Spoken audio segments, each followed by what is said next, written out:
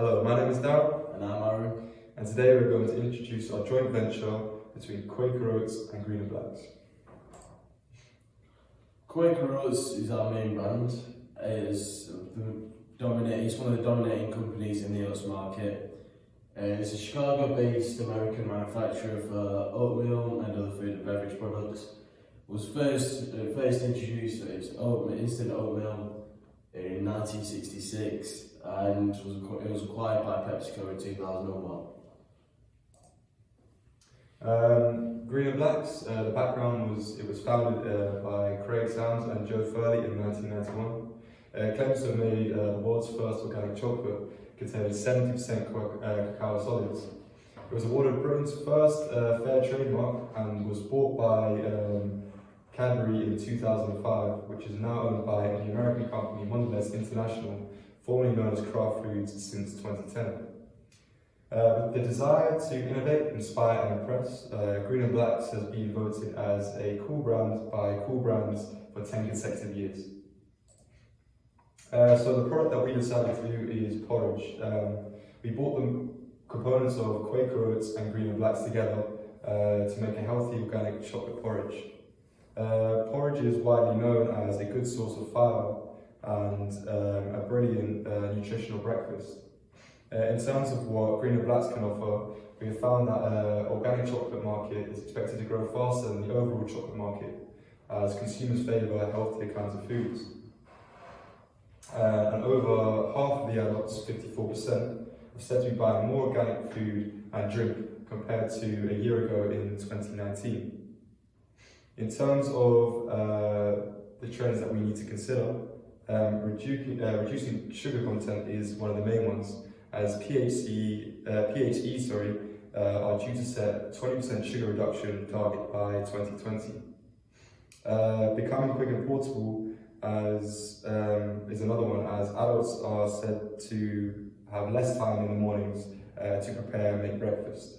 And finally, engaging with new audiences with flavour innovation is vital in order to expand our product and the consumer base that we have.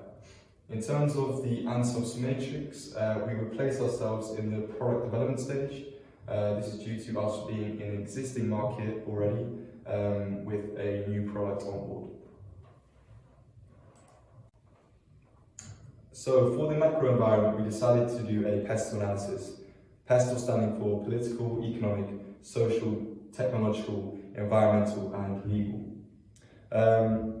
For political, we recognise that there will be a plastic tax for all packaging that contains less than 30% recycled content from 2022. Therefore, we must ensure our products contain as little plastic as possible to stay within the guidelines. There will also be a 20% sugar reduction target by 2020. In order to combat this, we must look into reducing our portion sizes or even providing lower sugar alternatives. For economic, we must take into consideration the economic structure of markets. Monopolistic and oligopolistic structures will be different from monopolistic and perfect competition structures, and therefore we must try and place ourselves in a market structure which will give us the best competitive advantage while also reducing the number of competitors that we have. In terms of levels of employment, this could be a factor which determines where we distribute. Whilst low unemployment could mean less sales, it could also mean an increase in the number of workers we need in order to increase our brand to further continents. In terms of social, the demographic trends are very important. Spending patterns and behaviour of customers will determine whether our brand, our health-based brand, will thrive or not. In terms of technological, new packaging, for example, resealable bags or recyclable packaging, could be the difference between losing or gaining customers. In terms of environmental, we need to make sure that our product is eco-friendly, and we must take into account the weather conditions and climate conditions for the different countries that we plan to sell our product to, as transport costs could be a problem. In terms of legal, we'll be allowed to keep a competitive edge against our market rivals if we stick to the intellectual property laws and patents for the brand that we've established. And in terms of the health and safety laws to protect employees, we need to make Quaker Oats responsible for their safety. For our micro marketing tool, we've picked Porter's 5 Forces. This marketing tool allows us to forecast the potential success of our products. This also helps us to predict and analyse possible competitive threats to the products. Here we have the 5 forces are threats of substitute products, threats of new entrants, rivalry among competitors, bargaining power of suppliers and bargaining power of buyers. For the threat of substitute products, there are low profit earning industries that do sell chocolate flavoured sachets online. Then there are similar products, there is a gap in the supermarkets of similar products. And then consumers may also opt out to pick other healthy options such as Tesco's blueberry apple porridge. And then for our threat of new entrants, there's always a high chance of entries to the market due to lack of competition. The more profitable the product is, the higher the chance of new entrants, as competitors will follow. Methods to prepare for such risk and product differentiation and strong branding. And there's a large amount of capital and resources is required to continuously invest into the products.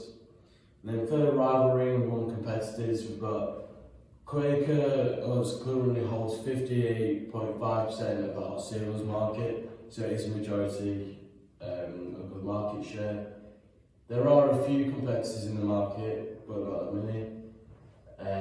Existing companies have a large market share as well, so they do have big competitors, and there is a lot of they do need to get a competitive advantage.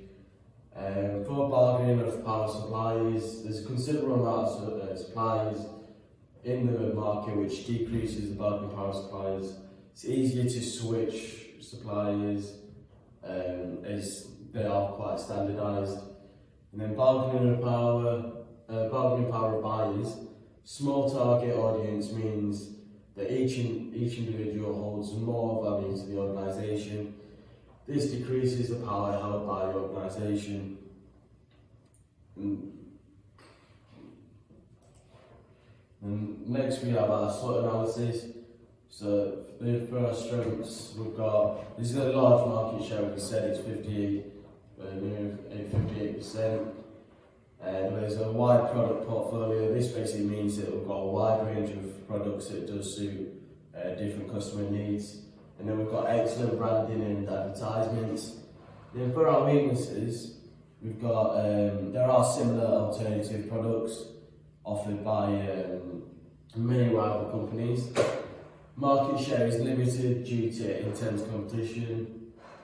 There's sugar tax, that was also discussed in the pest analysis, and inflation may lower sales as prices may get higher.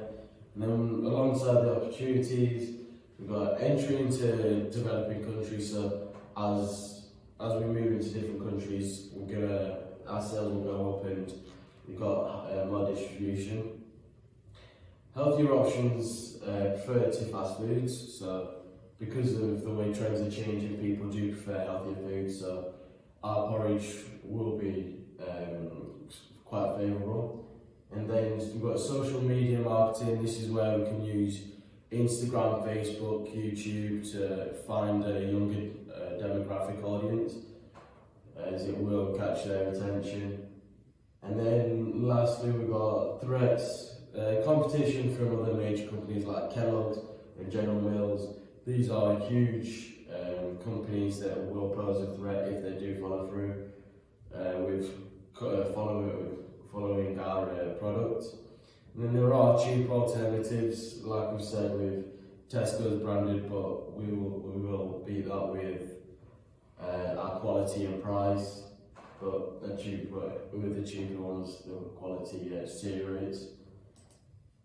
So next we've got segmentation and targeting for Quaker Oats. For segmentation is 4 types. We've got psychographic, demographic, behavioural and geographic. For our geographic, we can see we've still got a firm foot in international sales, as 18% of total sales revenue comes from Latin America, Europe and China. And then for our demographic, demographic segmentation, we found that majority of our consumers are aged 10 to 45 years old. And then for psychographic, this is for, we find that most of our consumers choose our products because they are healthy, they are full of fibre and they are quite nutritious and they're good for. So in that sense, psychographic segmentation shows that our consumers tend to be more health conscious. And then, this is also known as multivariable segmentation, as they are using more than one tag. And then next we've got targeting. This comes under middle class families. We're going to say it's usually mothers or parents, whoever does the shopping, is they're going to look for convenience, health benefits, what's better for their family, what's healthier for their family, and it's quick and easy to cook, and it's also in budget. Next we've got students. So students like it because it's convenient, it's quick to cook, it's filling, and it's sustainable. And then next we've got professionals, because professionals will always want to keep in shape, and as porridge is healthy for you. It's perfect, it's easy, it's quick, and it's perfect for staying fit. And then next week for our positioning, the Quaker Oats is seen as, or in this campaign, it was Go Humans Go, they went for their brand identity. And they said that their whole grain, their brand new whole grain, was a super grain. This basically means that through their message, they were saying that this super grain will inspire people, it helps people, and it helps the body. This is the message that Quaker Oats tried to put out. Mainly means that their food will power you, or will power the body efficiently. And then next we've got the Quaker Go project. This was a campaign in New York Times Square, and it was to give out Quaker Oat products, as they're filling, they're perfect and they're very nutritious and they're full of fibre. They've given it to children with who are fighting childhood hunger, suffering from childhood hunger. So this was also funded by donations, fundraisers and grants. But this shows how Quaker Oats is viewed by its consumers, especially through Go Humans Go. And then next we've got segmentation and targeting of green and blacks. So for our segmentation, we've found that it's usually the older generation, but it's also enjoyed by urbanites. So urbanites are people who enjoy the city life. And then we've got a psychographic, that's from affluent families, because green and blacks is a premium product, so it will cost a fair bit, or cost a lot in comparison to the other products. And then next we've got behavioural segmentation. This is for chocoholics, as you'd say, convinced by premium organic and healthier chocolates. Basically means they enjoy their chocolate and they're always going to be looking for healthier and better options. And then for geographic segmentation, we sell deliveries, they mainly operate in the UK, but have international deliveries. And then for targeting, we've got Green and Blacks targeted the mainstream chocolate market. In order to do this, they redesigned and revamped their packaging, as in they just changed it completely. They made it much more bolder so it stands out. And this was their effort to revive flat sales by positioning itself as more mainstream. As a brand that does milk chocolate as well, and not just dark chocolate, they carried out market research which showed that 20% of consumers in the UK believe that it was just as solely a dark chocolate range. even though nearly half its variants are milk chocolate. Even the global head of marketing said that. So for the co-branding, our mission is to create a product from two existing brands, Quaker Oats and Green and Blacks, that have the ability to complement each other with regard to their health benefits and great tasting products.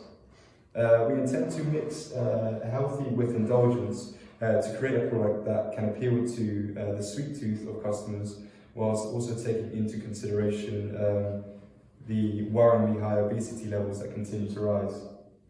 We want to provide a product that is quick and easy to dispose of, again taking into account the increase in plastic waste that has become increasingly harder to get rid of. We also want to increase the circulation of non-protein based porridges for those consumers looking for a lighter and more easily accessible option. In terms of branding identity, our product is for those who demand healthy products but have a tendency to indulge in confectionery. We want to create a brand that recognises the change towards healthy eating, whilst also trying to combat obesity in a way that would encourage those who enjoy chocolate. So for the co-branding, our mission is to create a product from two existing brands, Quaker Oats and Green and Blacks, that have the ability to complement each other with regard to their health benefits and great tasting products.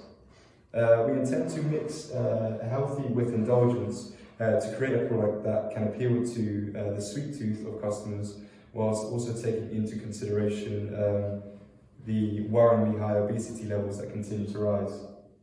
We want to provide a product that is quick and easy to dispose of, again taking into account the increase in plastic waste that has become increasingly harder to get rid of. We also want to increase the circulation of non-protein based porridges for those consumers looking for a lighter and more easily accessible option. In terms of brand identity, our product is for those who demand healthy products but also have a tendency to indulge in confectionery. We want to create a brand that can recognise the changes towards healthy eating whilst trying to combat obesity in a way that will encourage those who enjoy chocolate to try our product. We want to make a shift from plastic. Corrugated packaging will be used to improve the sustainability of our products and show that we are an eco-friendly brand. Although we want our product to be of an affordable price for everyone, we recognise that organic chocolate might slightly be more expensive than other products. However, we realise also that real incomes have been rising since Brexit, showing good signs for future sales. We have chosen the slogan, "Indulge into simplicity." We have mixed Quaker Oats, "Oats So Simple" slogan with the luxurious finesse that Green and Blacks provides. In terms of brand image and marketing mix, we decided to mix the two together. So for price, we decided that we're going for a value-based pricing. This is due to the lack of organic chocolate and porridge mixes on the market. Therefore, we believe that we can add extra value to our prices and believe that customers will still pay for our product. Comparing prices of chocolate porridge already on the market, the added extra cost we believe our product deserves. In terms of the product as a whole, our core is a healthy breakfast option with the ability to indulge our craving for confectionery. Our actual product is a travel-side pot with creative packaging for easy composition, and the augmented product, we decided that we were going to donate 1% of revenue to help reduce the use of plastic. For place, we decided that supermarkets are our obvious bet, as most people will buy porridge from the supermarkets. And we decided that vending machines across gyms would also be a smart idea in terms of placing healthy products in a place where people, we believe, will buy them before or after their workouts. And also artisan shops could be used, as we believe the luxurious brand that is Green and Blacks has artisan aspects to it, and therefore we believe we could place our product in their stores. In terms of promotion, social media campaigns such as from Instagram and Facebook could be used. This would obviously target the younger audience that we have. In terms of campaigns and events, we would likely be doing this constantly throughout the year. Events will obviously get us to a position where we believe we could grow our product or brand even further. And in terms of TV advertising, this is mainly addressed towards our elder market, our elder segment that would possibly not be able to tap into the social media aspect of our promotions. And then for the integrated marketing communications, we've got, for our first one, we've got advertising. We use a clear advertising strategy that we use to attract our target audience and will grab their attention. We're going to have a sole focus on social media, as platforms such as Facebook and Instagram, or even YouTube will get the attention of a younger demographic. And then next we've got TV advertising. This will help grab the attention of an elder generation or elder audience. It's because they may be retired or they may just be at home more often. Then the use of extensive advertisement methods such as radio and print advertising will also help get the attention of an older generation, purely for the fact of they might be in the car driving, listening to the radio, or they'll get out a newspaper and look at the newspaper and we'll grab their attention through that. And then next. So in terms of sales promotion, we believe or we know that this is going to be a short-term incentive that could boost our product sales. It will not be a long-term option, but for example, free sample stores will be set up in supermarkets during our launch week for the product. This will give customers the ability to taste test the product that we are going to provide for them. This will hopefully benefit us in a way where we can get more customers from segments that we have not even targeted to enjoy our product.